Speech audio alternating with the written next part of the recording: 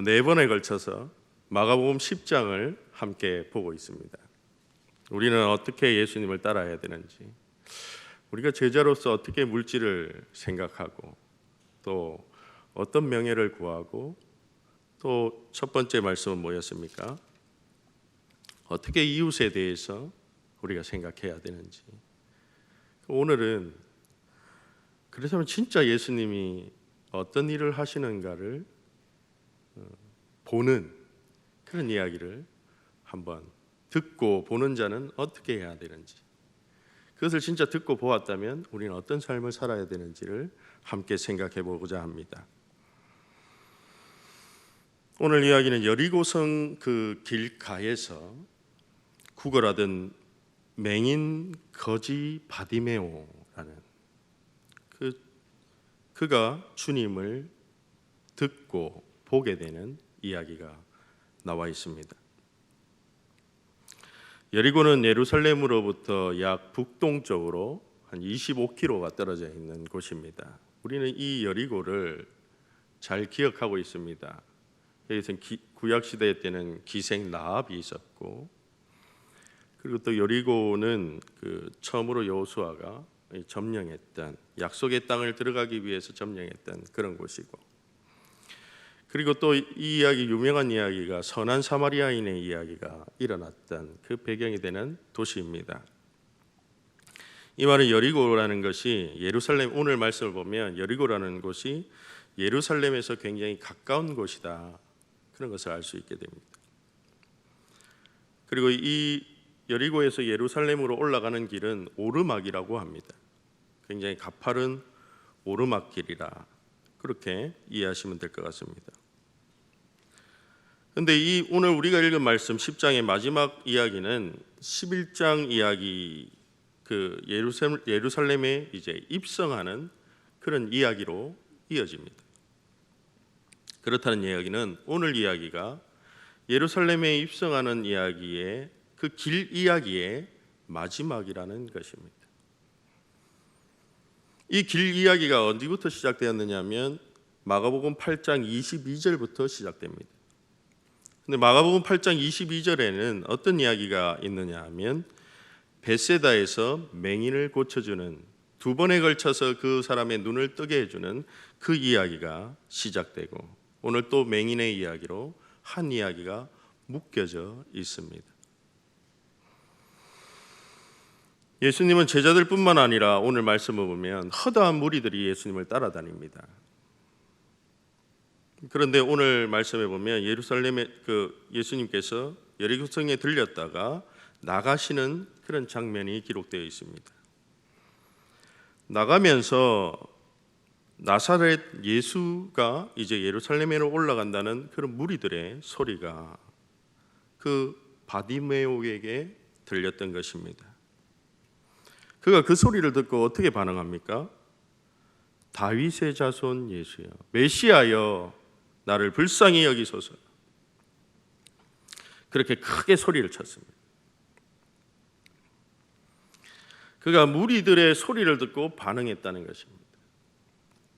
그 나사렛, 아무 이름도 없고 아무런 그 세상에서 보잘것없는 도시에 그 출신인 예수의 소리를 듣고, 예수라는 말을 듣고 그가 다윗의 자손 예수여 라고 그를 부릅니다. 그래서 마가복음에서는 예수님의 하나님 나라의 복음의 소식을 듣고 어떻게 우리가 반응하느냐, 우리가 어떻게 행하느냐가 가장 중요한 이야기입니다. 너희가 하나님 나라의 복음을 듣고 어떤 삶의 태도를 가질 것이냐, 어떻게 반응할 것이냐, 그것을 어떻게 실천할 것이냐, 그것이 중요하다는 것입니다.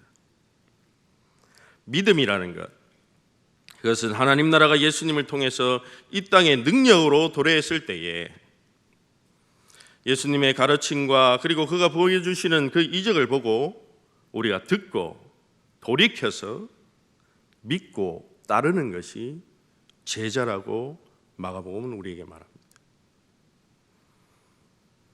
우리의 삶의 태도를 돌이켜서 그릇된 삶의 목표를 바꾸어서 하나님 나라의 자녀로서 살아가는가?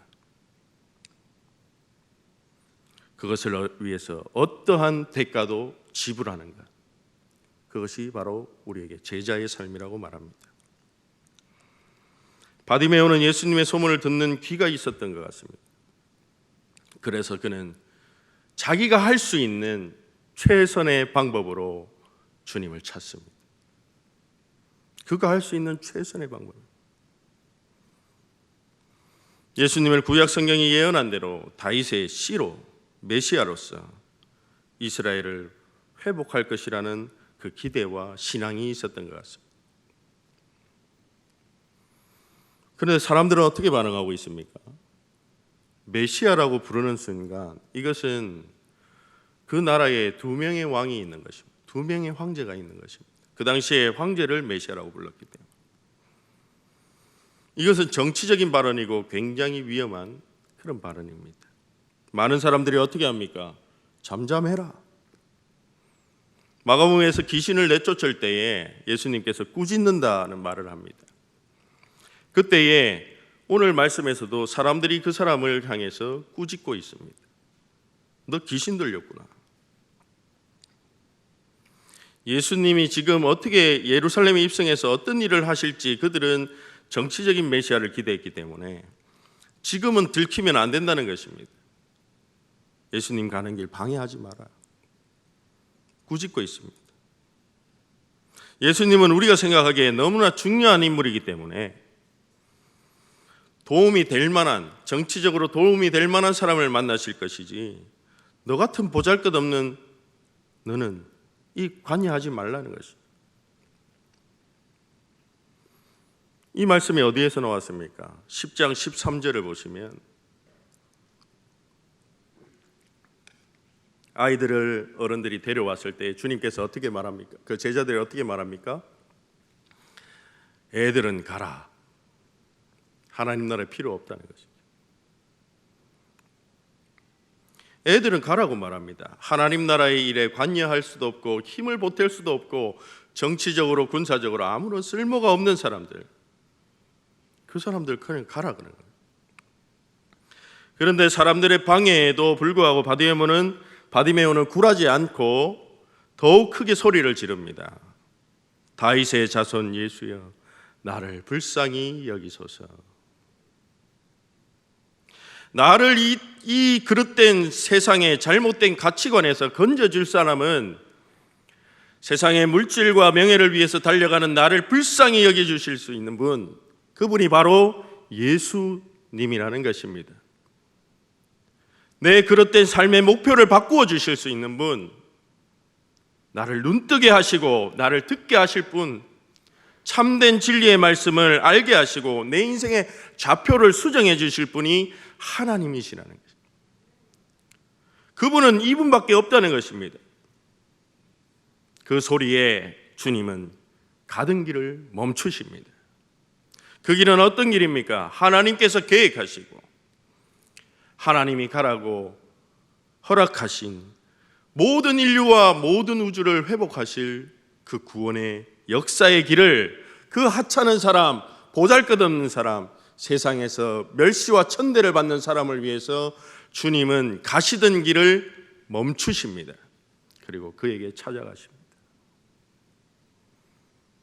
내가 너를 위해서 무엇을 해줄까? 그렇게 물으십니다. 오늘 우리 주님은 우리에게 찾아오십니다. 내가 너를 위해서 어떻게 섬기기를 원하느냐? 그때 바디메오가 뭐라고 합니까? 주님, 보기를 원합니다. 내가 고쳐지기를 원합니다. 내가 그릇된 사고방식 속에서 살아가는 그 삶이 고침받기를 원합니다. 주님, 나를 고쳐주시옵소서. 그때 주님은 어떻게 말합니까? 너를 고칠 수 있다고 믿는 그 믿음이 너를 구원하였다. 바디메오야, 너 참 믿음이 좋구나. 그렇게 말씀하십니다.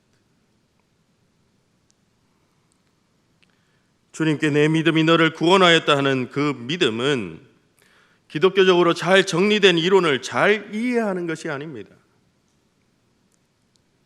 그냥 이해하고 생각하는 수준에 그치는 것이 아닙니다. 어떤 인간적인 방해에도 더 크게 소리 지르는 믿음이라는 것은 적극적인 태도입니다. 마가복음 2장에서 중풍병자를 네 명의 친구들이 메고 옵니다. 예배당에 들어왔더니 사람들로 꽉 차 있어서 예수님께 나아갈 수 없었습니다. 어떻게 합니까? 지붕 위로 올라갑니다. 기와장을 뜯어냅니다. 그리고 그 친구를 달아서 내립니다. 사람들이 많아서 들어가지 못하자 지붕을 뜯어서 그 불쌍한 사람을 달아내는 것처럼 마가복음 5장에서는 12의 혈류증을 걸린 여인이 있었습니다. 사람들 때문에 그 틈 속에 갈 수가 없었습니다. 그가 할 수 있는 일이라는 예수님의 손가락만 만져도, 그 옷자락만 만져도 나을 것 같다는 적극적인 믿음이 있었습니다. 그런 예수님을 찾아오는 도전적인 열정과 그 믿음이 있는 사람만이 구원을 얻게 된다는 것입니다.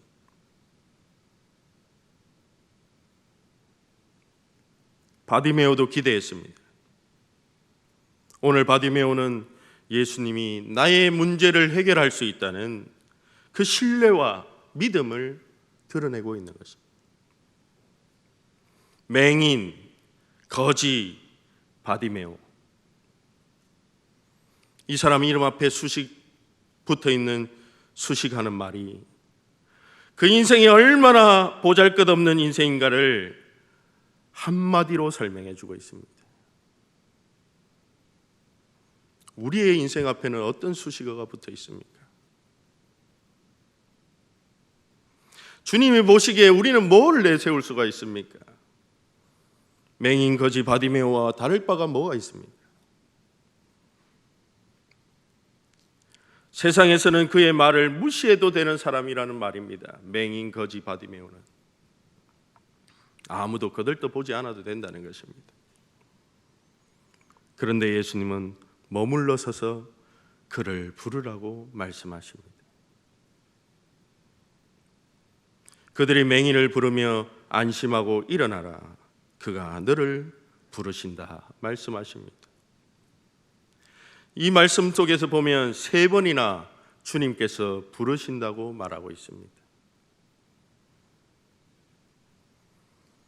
예수님이 제자를 부르실 때 어부도 부르십니다.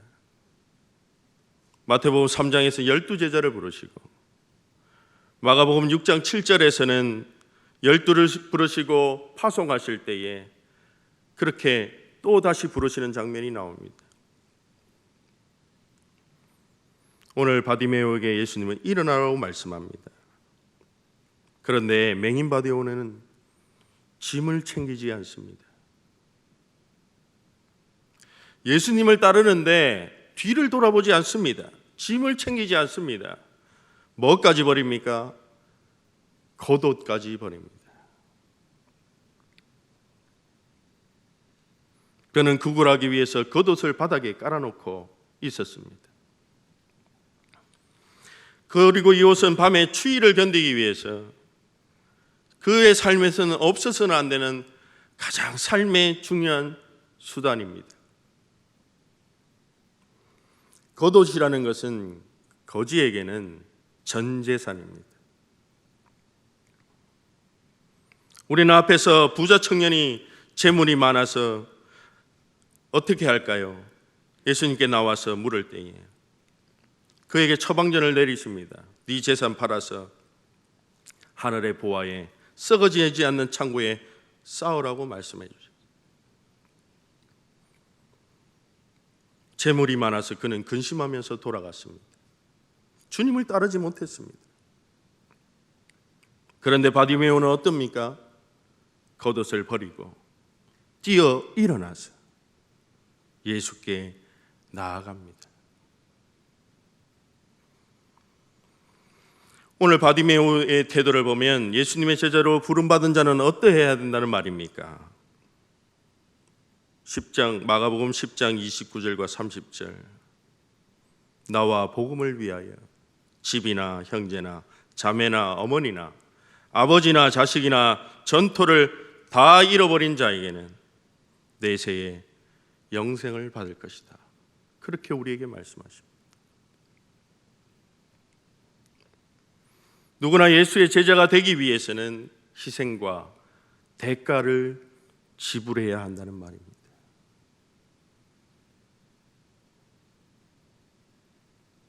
예수님은 오늘 바디메오에게 내가 무엇을 하여 주기를 원하느냐 묻고 있습니다. 누구나 예수님을 찾아올 때 원하고 바라는 것이 있습니다.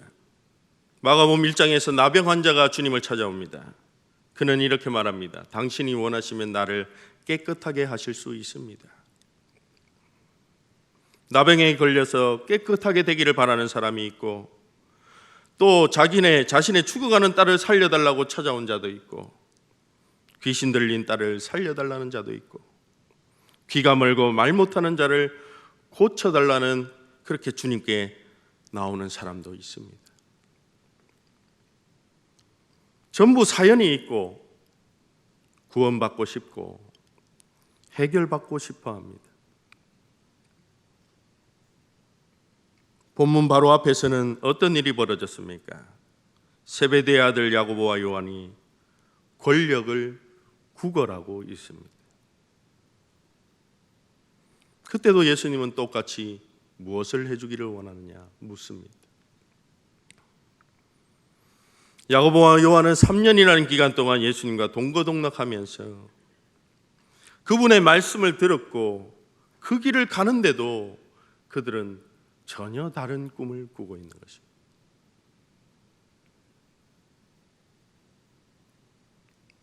그들은 높은 곳에 오르기만을 바라고 있었습니다. 그런데 오늘 맹인 바디메오는 제자가 아닙니다. 그런데 그가 원하는 것은 선생님이여 보기를 원합니다. 그렇게 말합니다.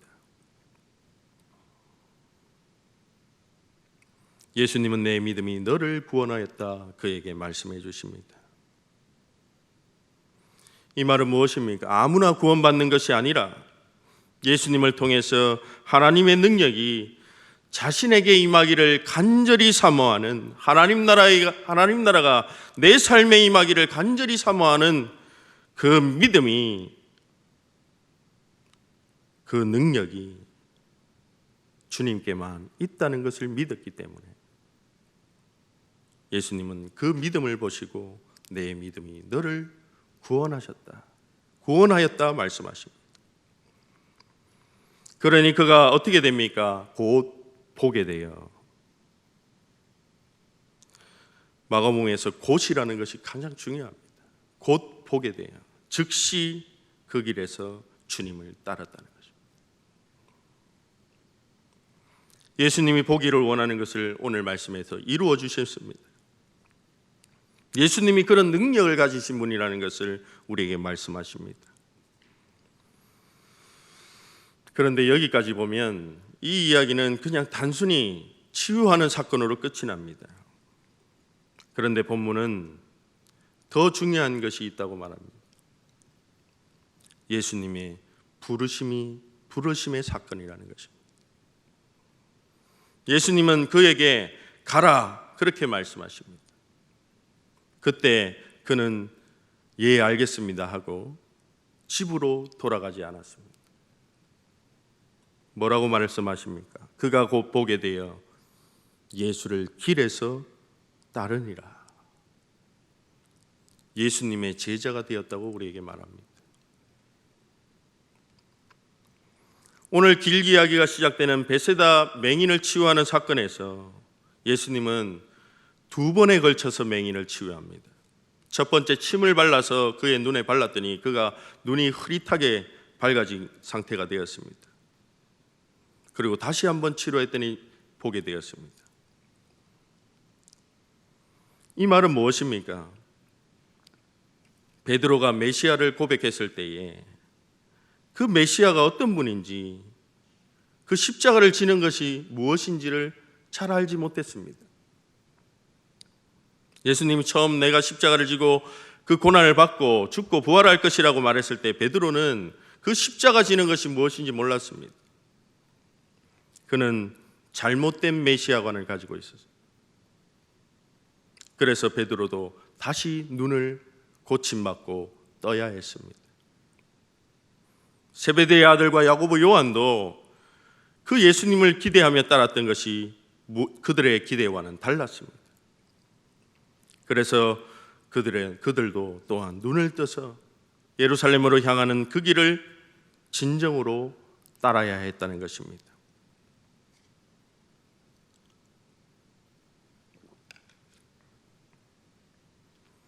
야고보와 요한도 우리도 출세하자, 영광을 얻자는 목적을 가지고 있었습니다.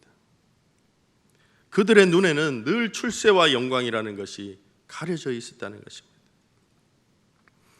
그러므로 12제자들은 하나님의 구원 사역을 위해서 하나님의 종으로서 희생당하고 죽으러 가는 그 길을 예수님께서는 다시 한번 깨달아야 한다고 우리에게 말씀하십니다.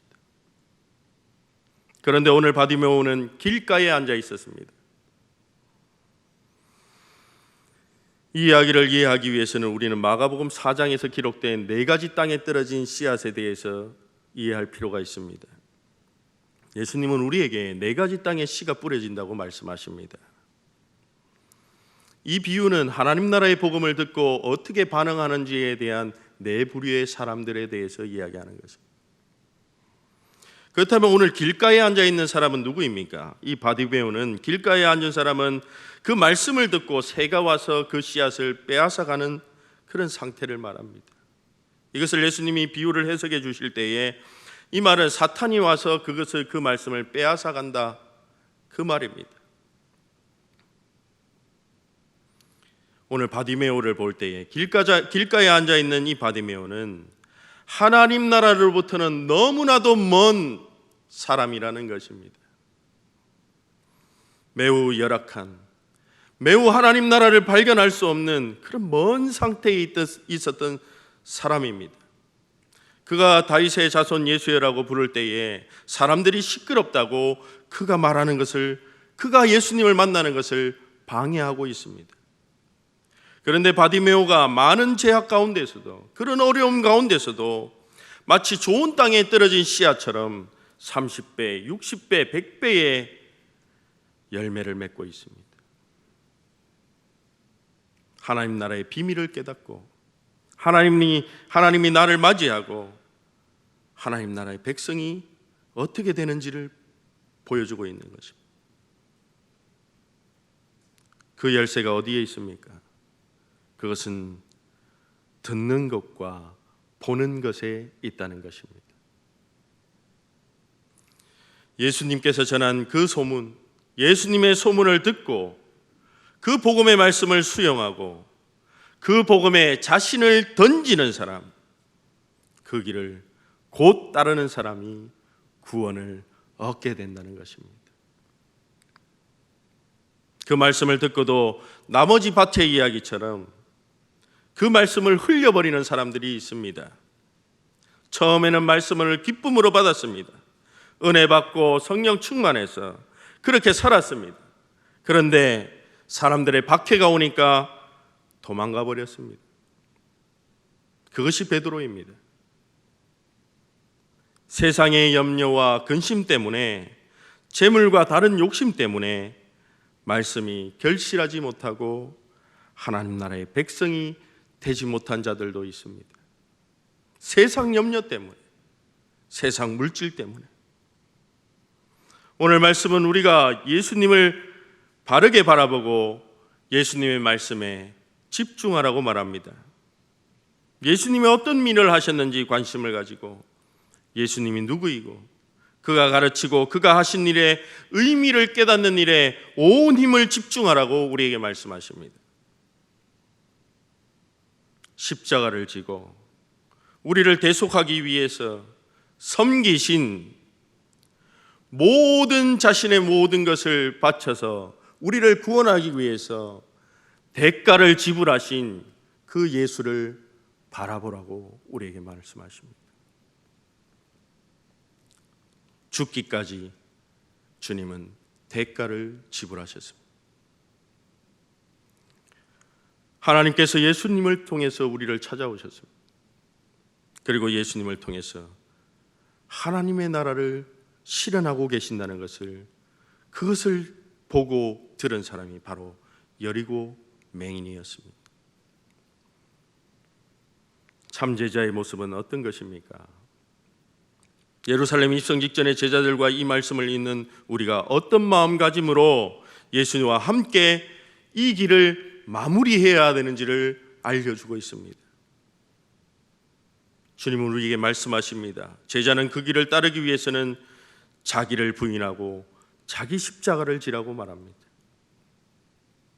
예수님이 하시고자 하는 그 길, 그 목적지가 어딘지, 그가 가시려고 하는 이유와 그가 이루시는 그 방법을 통해서 이루어지는 하나님의 나라,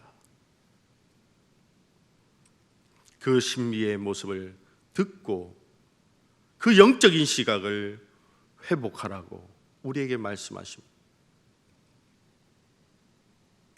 우리는 하나님의 나라를 보여달라는, 그 나라의 신비를 보여달라는, 그것을 원하는 우리의 자세가 필요하다는 것입니다. 예수님을 보기 원하는 자는 어떤 예수님을 보기 원합니까? 예수님은 이 예수님을 바라보라고 말합니다. 마가복음 10장 45절입니다. 인자가 온 것은 섬김을 받으려 함이 아니라 도리어 섬기려 하고 자기 목숨을 많은 사람들의 대속물로 주려 함이라. 우리를 구원하기 위해서 대가를 지불하시는 그분의 삶, 그 섬김의 삶을 따르라고 우리에게 말씀하십니다. 나의 그릇된 목표를 구걸하는 삶에서 예수를 따르면서 어떤 대가도 지불하려고 하는 그 삶, 그것이 바로 부르심에 응답하는 삶이라고 우리에게 말합니다. 그것이 바로 구원을 얻는 믿음이라고 우리에게 말씀하십니다. 그 길을 따르는 자의 삶은 어때야 합니까? 너희 중에 제자가 되고자 하는 자는, 마가복음 10장 43절과 44절은 우리에게 이렇게 말합니다. 그 길을 따르려고 하는 자는 너희는 섬기는 자가 되어야 하고, 누구든지 으뜸이 되고자 하는 자는 종이 되어야 한다 말씀하십니다. 섬김에 있어서는 첫째가 되고 권력에 있어서는 마지막이 되어야 한다 우리에게 말씀하십니다. 그 부르심에 응답하는 우리가 되기를 원합니다. 그 길이 바로 자기를 부인하고 자기 십자가를 지고 고난을 당하고 생명을 잃을 정도까지 예수님을 따르는 참 제자의 모습인 줄 믿습니다. 죄와 그릇된 삶의 목표에서 벗어나서 오늘 우리에게 들려주신 그 길을 따르는 그 섬김의 삶, 대가를 지불하는 그런 삶, 새로운 삶에 우리가 눈뜨기를 원합니다. 우리를 구원하시기 위해서 모든 대가를 지불하신 예수 그리스도를 보기를 원합니다. 나 혼자만의 구원을 위해서가 아니라 형제와 이웃을 위해서, 나의 유익이 아닌 너의 유익을 위해서 살아가는 그런 복된 성도들이 되기를 원합니다. 하나님 나라의 다스림에 그 걸맞는 그러한 삶을 살기 원합니다. 그 길을 따를 때에 주님께서 그 대가를 지불하는 그 믿음을 보시고 내 믿음이 너를 구원하였다 그 말을 듣는, 내 믿음이 의롭다 여김받는 복된 성도들이 되기를 바랍니다. 기도하겠습니다.